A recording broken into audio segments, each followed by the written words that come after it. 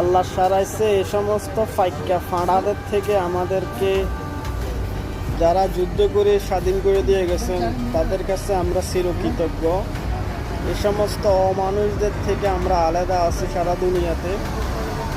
তারাদের এই সমস্ত গাত্তারামিদের কারণে তাদের দেশের পরিস্থিতিও ভালো না।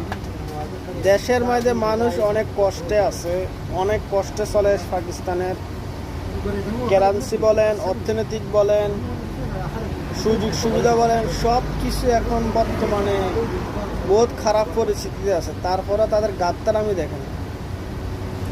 এখন এই যে কাফের যে গিফট প্রাইসটা ফালা দিছে, এখন এটা কি আমাদের বুলবুল সাহেব থাকার কারণে ফালা দিছে নাকি কি কারণে ফালা দিছে সেটা জানি না, কিন্তু জিনিসটা খুবই খারাপ হয়েছে।